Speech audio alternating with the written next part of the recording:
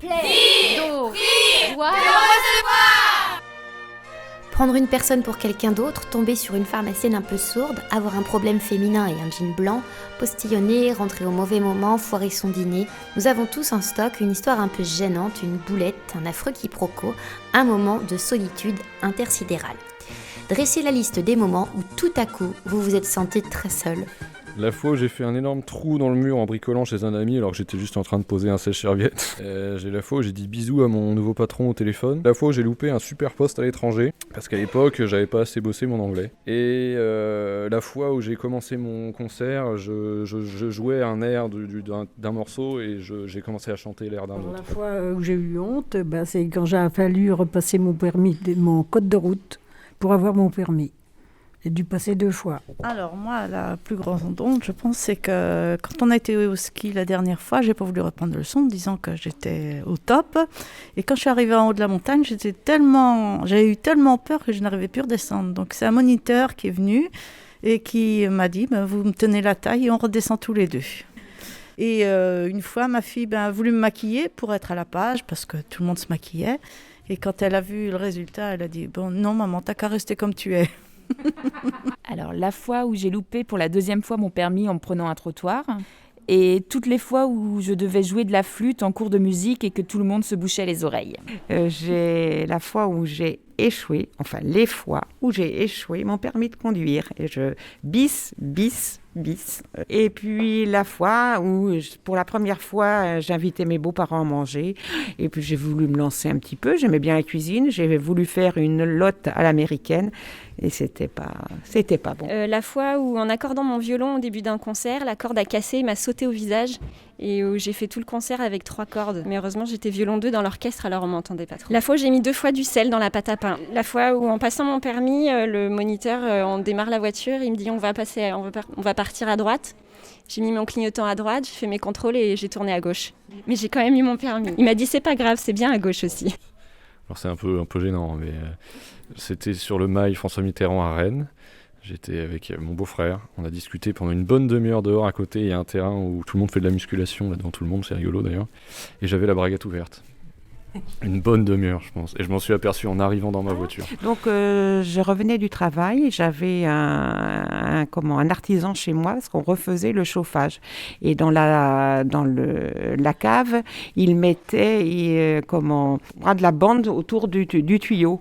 Et puis j'arrive, je dis bonjour, et puis je regarde ce qu'il fait, je lui dis vous bandez. Et puis lui...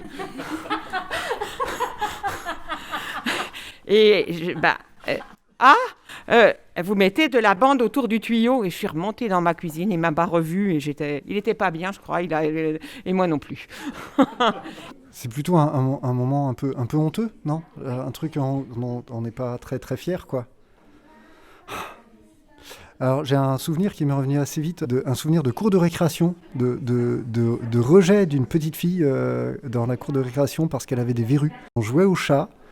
Et en fait, on se touchait en disant tu as la merde du nom de cette petite fille. Et des années après, ça m'est revenu comme un souvenir à me dire oh, j'ai fait ça moi, mais c'est affreux en fait ce qu'on a fait à cette petite fille.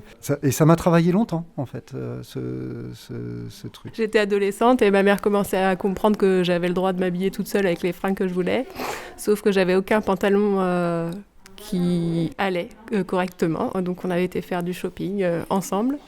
Et comme je voulais à tout prix me démarquer des autres, j'avais choisi c'était un pantalon en laine, mais tricoté, je pense, violette, assez court et avec des franges. Et donc je suis allée au lycée le lendemain avec, et ils étaient habitués à mes fantaisies vestimentaires. Mais là quand même, j'ai fait un bide monumental.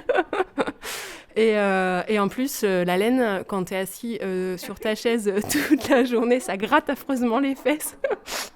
Donc j'en pouvais plus ce pantalon au bout d'une journée déjà. Et donc je ne l'ai plus jamais remis. Alors moi, mon moment de solitude, c'était vraiment un moment de solitude. Donc j'ai bossé dans le milieu culturel et j'ai organisé quelques événements. Et donc à ce titre, des fois ça m'arrivait de prendre la parole pour introduire les artistes.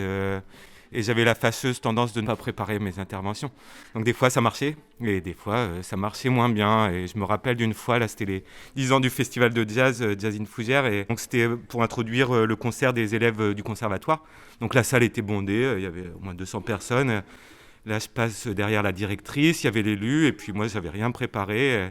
Je suis allé s'enfiler, et puis à un moment j'ai eu un blocage, quoi. Et puis j'ai plus rien dit. Donc j'ai essayé de me dépatouiller, puis je suis parti, puis c'est passé, quoi. Mais sur le moment, quand même, c'est pas facile. Alors, moi, c'est un souvenir d'école. C'est pas pour me vanter, mais j'étais là souvent la première. C'était une petite école de village, n'est-ce pas ? C'était chez les religieuses. Enfin, c'était l'école privée de l'époque. Et je répondais souvent aux questions. Et un jour... la religieuse pose une question et dit « Marie-Paul, si vous savez, vous ne dites rien. » Et personne n'a su répondre. Moi, je savais, mais personne n'a su. Et finalement, c'est elle qui a donné la réponse. Et là, je me suis sentie vraiment très, très mal à ce moment-là. Et je l'ai encore, ce souvenir. J'étais en primaire parce que mes parents étaient d'origine modeste et il y avait... des filles, parce que c'était l'école de filles, bien entendu, de fermiers riches qui apportaient qui donnaient du beurre, du lait aux religieuses et tout ça. Je pense que ça devait être plus ou moins l'arrière-pensée qui était derrière tout ça. Alors moi, c'est un souvenir de boulot. Donc je travaillais dans un centre dramatique, donc c'est un théâtre, et on travaillait sur un spectacle. Et on était dans une équipe où ça se passait pas bien du tout avec le metteur en scène. Et on était plusieurs à avoir essayé d'alerter les ressources humaines pour dire là, il y a vraiment des problèmes, il faut vraiment qu'on a demandé de l'aide. Et on n'a pas eu cette aide-là. Et en fait, à un moment, il y a eu un mail qui a été envoyé par le metteur en scène, je sais pas quoi. Je sais plus comment ça s'est passé. Moi, j'ai fait un retour. J'ai pensé écrire uniquement aux collègues avec qui disaient « Ah, ça se passe vraiment mal, ça, machin », donc pour leur dire. Donc du coup, avec un certain lâcher de ton. Sauf qu'en fait, c'était un répondre à tous. Il y avait des copies cachées. Et donc du coup, la direction a reçu ce mail. Et en fait, je me souviens parce que j'ai écrit genre le soir et 2 heures après, j'ai les collègues qui m'ont envoyé un texto genre « Ah, tu vas avoir des emmerdes ». Et là, tout de suite, j'ai compris, ça m'a fait une décharge électrique dans tout le corps. J'ai eu un gros trou dans le bide, vraiment un trou. Et j'avais l'impression que je m'étais mis un couteau dans le bide moi-même, quoi. Et tout s'est effondré, alors qu'en fait, c'était juste un mail, c'était juste un boulot, hein, mais tout s'est effondré autour. Et c'est vraiment ça, la sensation de solitude. Plaisir d'offrir, joie de recevoir.